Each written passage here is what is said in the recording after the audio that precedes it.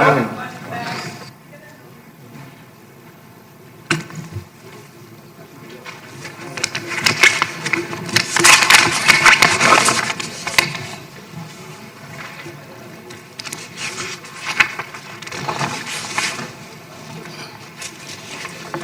గౌరవ సభ్యులందరికీ కూడా నమస్కారం అండి.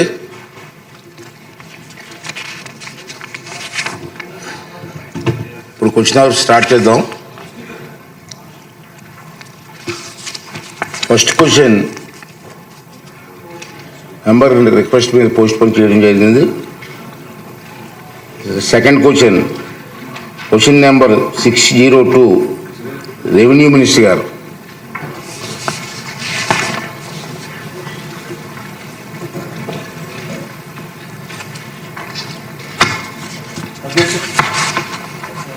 అధ్యక్ష, సభ్యులు ప్రశ్నకు అధ్యక్ష, మొదటి ప్రశ్నకు అవునండి, బి ప్రశ్నకు అవునండి, సి ప్రశ్నకు అధ్యక్ష, జిఎస్డబ్ల్యూ సేవలో జాయింట్ ఎల్పిఎం నంబర్లు విభజించడం మరియు రిజిస్ట్రేషన్లు మరియు మ్యుటేషన్లకు వీలు కల్పిస్తూ ఆన్లైన్ సబ్ డివిజన్ సౌకర్యాన్ని ప్రవేశపెట్టమైంది. అధ్యక్ష, ప్రభుత్వం జనవరి 1, 2025 నుంచి 6 నెలల పాటు ఉచితంగా వారి యొక్క భూములు విభజించుకునే విధంగా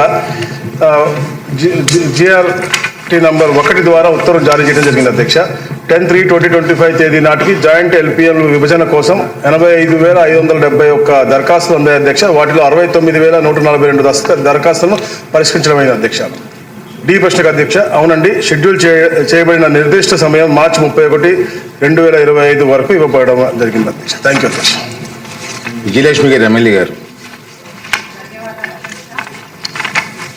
ధన్యవాదాలు రెవెన్యూ మినిస్టర్ గారు, మీ ప్రశ్న ఆన్సర్ ఇచ్చినందుకు. అలాగే మనం చూస్తుంటే నా కాన్స్టిట్యున్సీలో 23 రెవెన్యూ విలేజెస్ ఉన్నాయి. అధ్యక్ష, దాంట్లో మన గవర్నమెంట్ చేసినవి ఇప్పుడు చేస్తుంది.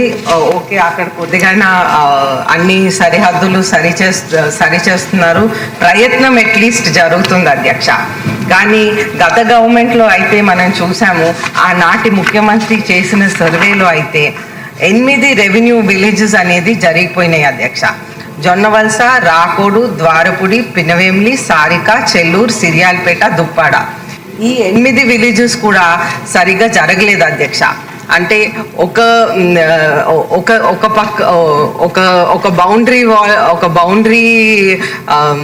రైతు బౌండరీ సరిగ్గా లేకుండా ఒకరి దగ్గరికి ఇంకొకరి బౌండరీలోకి వెళ్ళిపోయి, అలాగే ఒక పేరు పక్కనోడు పేరు మీద మారిపోయి ఇటువంటి కన్ఫ్యూజన్స్ అయితే ఆ గత గవర్నమెంట్లో జరిగినాయి. అధ్యక్ష, మీరు ఆ విలేజెస్ కూడా మళ్ళీ సర్వే చేసి ఇవి సరిదిద్దాలని నేను కోరుకుంటాను. అధ్యక్ష, అలాగే మనం చూస్తుంటే మనకి ఇప్పుడు కూడా ఎన్నో ప్రాబ్లమ్స్ అనేది ఈ రెవెన్యూ సదస్సులో దరఖాస్తు అయినాయి. అధ్యక్ష, అవి కూడా పూర్తిగా పరిష్కారం అనేది ఇంకా అవ్వలేదు. అధ్యక్ష, అది కూడా పూర్తిగా పరిష్కారం అవ్వాలని నేను కోరుకుంటాను. అధ్యక్ష, ధన్యవాదాలు. అధ్యక్ష, బండారు శ్రావణశ్రీ గారు. ధన్యవాదాలు. అధ్యక్ష, కూటమి ప్రభుత్వం ఏర్పడిన తర్వాత ఈ పబ్లిక్ గ్రీవియన్సెస్లో 90% రెవెన్యూ సమస్యలే వస్తున్నాయి. అధ్యక్ష, గత 5 సంవత్సరాల వైసీపీ ప్రభుత్వంలో రాష్ట్ర వ్యాప్తంగా కూడా రీసర్వేల పేరిట అనేక మంది రైతుల భూములు మార్పిడి చేసి రిజిస్ట్రేషన్ల సమస్యలు, పెద్ద ఎత్తున భూ కబ్జాలు, భూ రికార్డులలో అయితే ఓనర్ పేర్ల మార్చేసి అక్కడ సాగులో వేరే వాళ్ళు ఉంటే ఆన్లైన్లో వేరే వాళ్ళ పేర్లు ఉండడం, ఈ భూ సర్వే రికార్డులను కూడా గల్లంతు చేయడం జరిగింది. అధ్యక్ష, ప్రత్యేకించి మ్యుటేషన్లు నిలిచిపోయి వారసత్వ భూములు ఉన్న వారు ఇబ్బందులు ఎదుర్కొంటున్నారని మీ ద్వారా మంత్రివర్యులకు తెలియజేస్తూ, అలాగే ఈ భూ విస్తీర్ణను కూడా తగ్గించి హద్దులు మార్చేసి భూ కబ్జా పత్రాలను మార్చేసి బ్యాంకు రుణాలు రాలేక రిజిస్ట్రేషన్స్ ఆగిపోయి, అలాగే ఎంతోమంది రైతులు ప్రజలు ఇబ్బంది పడే పరిస్థితిని ఈరోజు మా నియోజకవర్గంలో చూస్తూ ఉన్నాం. అధ్యక్ష, ముఖ్యంగా మాలాంటి రిజర్వ్ కాన్స్టిట్యుయెన్సీస్లో ఈ వైసీపీ నాయకులు, అధికారులు ఎస్సీ, ఎస్టీ, బీసీ, మైనారిటీ గల ప్రజల భూముల్ని కూడా కబ్జా చేయడం జరిగింది. అధ్యక్ష, తక్కువ ధరలకే వాళ్ళని భయపెట్టి అమ్మడము లేదా కొనుగోలు చేయడము, అవన్నీ కూడా జరగడం జరిగింది అధ్యక్ష. వాస్తవంగా ఈ విధంగా ఎన్నో దేవాలయ భూముల్ని కూడా వాళ్ళు కబ్జాలు చేసి రిజిస్ట్రేషన్లు చేసుకొని దాని అమ్మడాలు కూడా కొన్ని వాటిలో జరగడం జరిగింది అధ్యక్ష. మీ ద్వారా మంత్రివర్యులను వీళ్ళపై చర్యలు తీసుకుంటారా లేదా అని కూడా అడుగుతా ఉన్నాను అధ్యక్ష. ముఖ్యంగా 2019-24లో జరిగినటువంటి రీసర్వేలు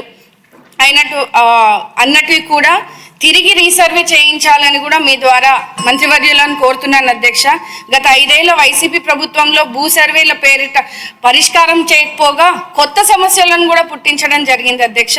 ముఖ్యంగా మా నియోజకవర్గంలో చిన్న ఎగ్జాంపుల్ అధ్యక్ష, ఒక రైతు మ్యూటేషన్ జరగక అధికారుల చుట్టూ తిరిగి ఆఖరికి ఆరోగ్యం బాగాలేకపోతే ఆ డబ్బులు లేక ఆ భూమిని కూడా అమ్ముకోలేని పరిస్థితి లేదా బ్యాంక్ లోన్ కూడా తెచ్చుకోలేని పరిస్థితి వల్ల ఆత్మహత్యాన్ని కూడా పాల్పడ్డము మనము ఇప్పుడు చూస్తున్నాం అధ్యక్ష.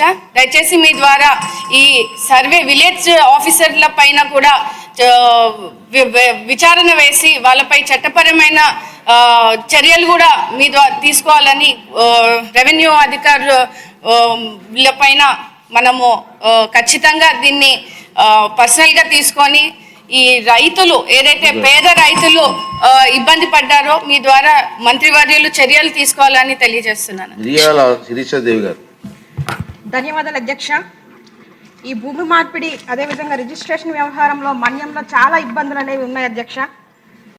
అయితే రిజిస్ట్రేషన్ అనేది మైదాన ప్రాంతంలో ఒకలా ఉంటుంది, మా గిరిజన ప్రాంతాల్లో కూడా వేరే రకంగా ఉంటుంది అధ్యక్ష.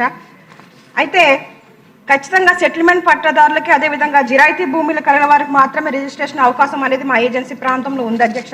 కాకపోతే ఏజెన్సీ ప్రజలు ఎక్కువగా డీ పట్టా కలిగిన వాళ్ళు ఎక్కువ మంది ఉన్నారు కనుక వీరికి కూడా రిజిస్ట్రేషన్ చేయించుకునే అవకాశం కల్పించే దిశగా ఒకసారి ఆలోచన చేయాలని కోరుతా ఉన్నాను. అదేవిధంగా మాకు మ్యుటేషన్ అనేది ప్రధానంగా చేయమని మా ఏజెన్సీ ప్రాంతం చెప్తా ఉన్నారు. ఎందుకంటే తాత ముత్తాతలు సంపాదించినటువంటి భూమి కొడుకుల పేరు మీద రావాలంటే మ్యుటేషన్ చేయించుకోవాలి. అప్పుడు చేయాలంటే ఎప్పుడో 20-30 సంవత్సరాల క్రితం చనిపోయినటువంటి తల్లిదండ్రులకు ఆధార్ కార్డు లేకపోవడం, అదేవిధంగా డెత్ సర్టిఫికేట్ లేకపోవడం, ఫ్యామిలీ మెంబర్ సర్టిఫికేట్ లేకపోవడం వల్ల ఆ భూమిని ఆ కొడుకులు వాళ్ళ పేరు మీద ఎక్కించుకోవడానికి కూడా చాలా ఇబ్బందులు అనేది మేము పడతా ఉన్నాం అధ్యక్ష.